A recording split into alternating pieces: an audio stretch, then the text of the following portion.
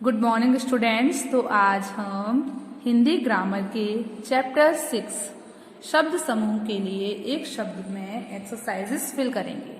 क्या करेंगे बच्चों? आज हम हिंदी ग्रामर के चैप्टर 6 की एक्सरसाइजेस फिल करेंगे। तो ये बताइए कि आपको शब्द समूह और उनके एक शब्द याद हुए हैं? बताइए जल्दी। नहीं हुए हैं। तो जिन बच्चों ने याद किए वेरी गुड, और जिन्होंने नहीं याद किए बेटा जल्दी जल्दी याद करिए। क्या आपको चैप्टर की एक्सरसाइजेस नहीं सीखनी है? बताइए। तो कल सभी बच्चे शब्द समूह और उनके एक शब्द याद कर लेंगे अच्छे से। ओके, चलिए तो अब हम क्या करते हैं, अब हम चैप्टर 6 की एक्सरसाइजेस फिल करना स्टार्ट करते हैं। ओके, तो चलिए जो हमारी फर्स्ट एक्सरसाइज है वो क्या है, निम्नलिखित शब्द समूहों के लिए एक शब्द लिखिए। आपको यहाँ पर जो शब्द समूह दिए हैं उनके लिए आपको यहाँ क्या करना है, एक शब्द लिखना है। ओके, तो चलिए देखते हैं। पहला जो शब्द है वो शब्द समूह है वो क्या है, जो कभी बूढ़ा ना हो। मतलब ऐसा व्यक्ति जो कभी बूढ़ा नहीं होता उसे हम क्या बोलते हैं बच्चों? अजर। उसे हम क्या बोलते हैं? अजर। ये तो मैंने आपको याद ही करवाया है ना, जो कभी बूढ़ा ना हो उसे क्या बोला जाता है? अजर। चलिए उसके बाद अगला देखिए, कम खर्च करने वाला। मतलब जो व्यक्ति बहुत कम खर्चा करता है उसे क्या कहते हैं? मितव्ययी। आपको बहुत ध्यान से लिखना होगा, आप तोड़ तोड़ कर बोलिए, तोड़ तोड़ कर लिखिए, ताकि आपसे लिखने या बोलने में कोई मिस्टेक ना हो। तो जो कम खर्च करने वाला होता है वो क्या होता है? मितव्ययी। क्या होता है बच्चों? मितव्ययी। जो कम खर्च करने वाला होता है उसे क्या कहते हैं? मितव्ययी। चलिए उसके बाद अगला देखिए, तो अगला है साथ पढ़ने वाला। मतलब ऐसा व्यक्ति जो आपके साथ पढ़ता है। आपकी कक्षा में, जैसे आपकी क्लास में बहुत सारे बच्चे होते हैं तो वो सब आपके साथ साथ पढ़ते हैं, तो वो कौन होते हैं? सहपाठी। तो साथ पढ़ने वाला क्या कहलाता है बच्चों? सहपाठी। साथ पढ़ने वाला क्या कहलाता है? सहपाठी। एक बार फिर से बोल दीजिए, साथ पढ़ने वाला सहपाठी। चलिए उसके बाद अगला क्या है, निंदा करने वाला। मतलब जो आपकी बुराई कर देता है, आपकी निंदा कर देता है, उसे हम क्या कहते हैं? निंदक। ये भी मैंने आपको याद करवाया था ना। तो निंदा करने वाला क्या कहलाता है? निंदक। मतलब जो भी व्यक्ति आपकी बुराई कर देता है वो क्या कहलाता है? निंदक। चलिए उसके बाद अगला शब्द देखिए, अगला क्या है, अंडे से जन्म लेने वाला। क्या है बच्चों? अंडे से जन्म लेने वाला। मतलब वो जो अंडे से जन्म लेता है, जैसे मुर्गी का बच्चा होता है वो किस में से जन्म लेता है? अंडे से लेता है, तो वो क्या कहलाता है? अंडज। तो अंडे से जन्म लेने वाला क्या कहलाता है बच्चों? अंडज।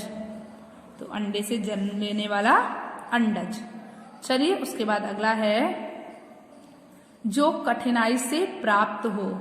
मतलब जो बहुत मुश्किल से मिले उसे क्या कहते हैं? दुर्लभ। जो कठिनाई से प्राप्त हो उसे क्या कहते हैं बच्चों?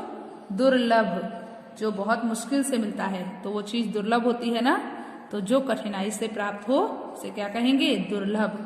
चलिए अगला देखिए, अधिक बोलने वाला। जो व्यक्ति बहुत बोलता है उसे क्या कहते हैं? वाचाल। ऐसे ही मेरी तरह पढ़िएगा जैसे मैं पढ़ के आपको सुना रही हूँ। वाचाल।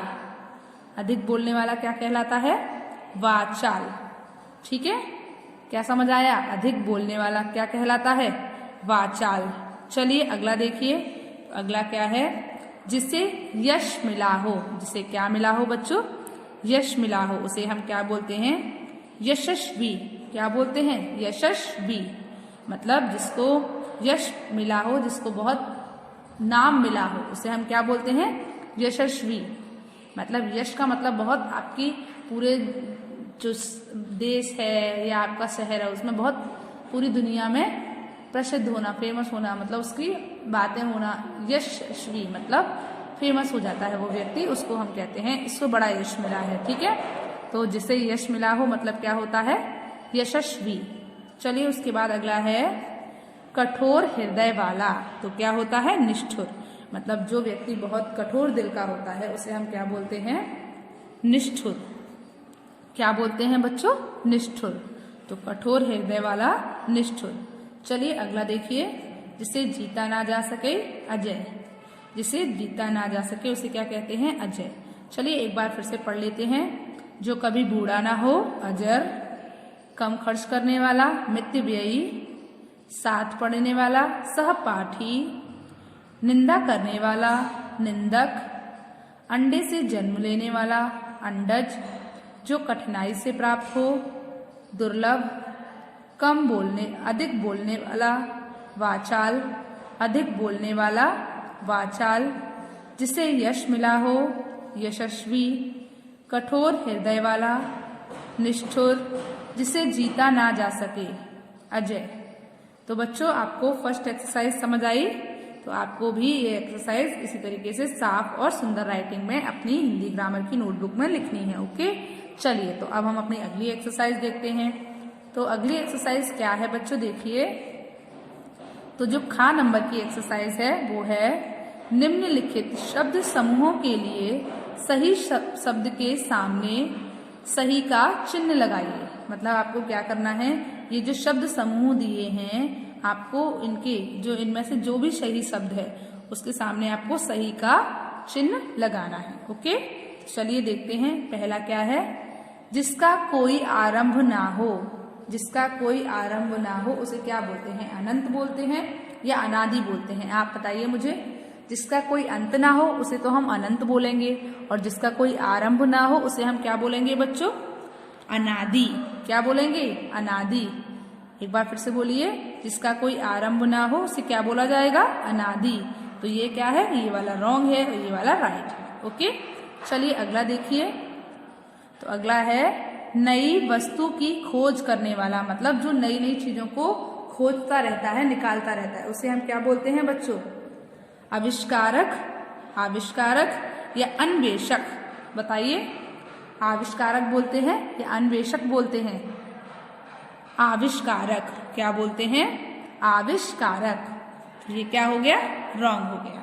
चलिए थर्ड नंबर वाला देखिए। तो थर्ड वाला क्या है? जो किसी का पक्ष ना ले।